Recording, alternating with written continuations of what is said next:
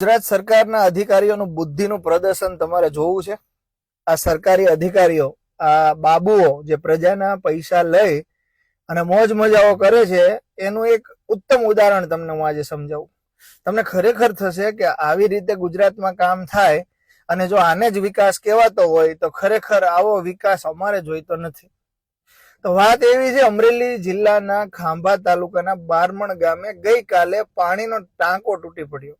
ભરેલો પાણીનો ટાંકો તૂટી પડ્યો। હજી તો ગામને પાણી આપવાનું બાકી હતું। એ ટાંકો ભરાઈ રહ્યો હતો અને છલકાઈ અને ફાટનારાનો ફાટી ગયો।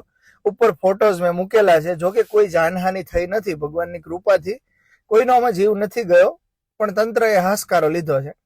મારો સવાલ તંત્રને છે। ત્યાંના સ્થાનિક ધારાસભ્ય તરત દોડી ગયા હતા અને ધારાસભ્યશ્રીએ તરત દોડી જઈ અને એક પત્ર લખ્યો છે અને પત્ર અહીંયા મેં ઉપર સામેલ કર્યો છે, આપ રીડ કરી શકો છો।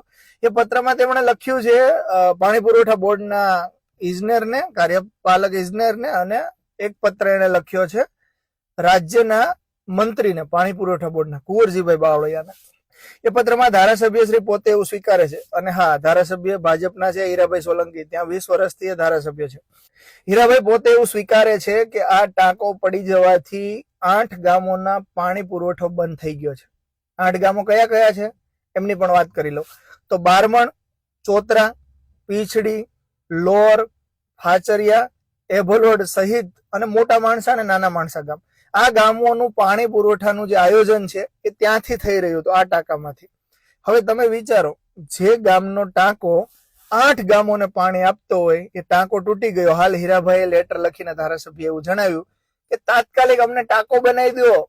એટલે અધિકારીઓમાં શું બુદ્ધિ નહોતી? એને ખબર નહોતી આ ટાંકો જર્જરિત છે, અથવા તો એને ખબર નહોતી ટાંકો બન્યો ત્યારે આની વેલિડિટી પૂરી થઈ ગઈ છે, અથવા તો શું એનું સ્ટેબિલિટી ચેક કરવામાં નહોતું આવ્યું? અધિકારીઓને ભાન નહોતી કે આ ટાંકો જે છે હવે ભવિષ્યમાં તૂટી શકે છે, તો આપણે વહેલાસર ટેન્ડરિંગ પ્રક્રિયા કરી લઈએ અને એની સામે એક બીજો ટાંકો ઉભો કરી દઈએ, જેથી આ ટાંકો તૂટી જાય તો તાત્કાલિક એક દિવસથી બીજા ટાંકામાં પાણી ભરી શકાય। પણ ના, આ વિકાસશીલ ગુજરાતના ગતિશીલ અધિકારીઓએ એવું ના કર્યું, એવું ધ્યાન દોરવાની તસદીદ ના લીધી અને એમણે એ લોકોએ એ જે પાણી હતું એ પાણી વેડફાઈ ગયું। હવે ત્યાં સરકાર હવે નવા ટાંકા માટે દરખાસ્ત ધારાસભ્યશ્રીએ મુકાવડાવવાની વાત કરી છે। હવે ક્યારે ટેન્ડર થશે ગુજરાતમાં તો તમને ખબર છે, ક્યારે કામ થશે, ક્યારે ટાંકો બનશે, ક્યારે કોઈ એજન્સી કામ લેશે અને એની પણ ગુણવત્તા કેવી થશે અને ક્યારે આ 8 ગામોને પીવાનું પાણી મળશે? તમે વિચારી શકો આ ગામોને પીવાના પાણીની વ્યવસ્થા હવે કેવી રીતે કરવી પડશે? મિત્રો, જો આપને લાગતું હોય ખરેખર સરકારે કામ કરવું જોઈએ, સરકારનો વિરોધ નથી, સરકારને સલાહ છે કે આ તમારા જે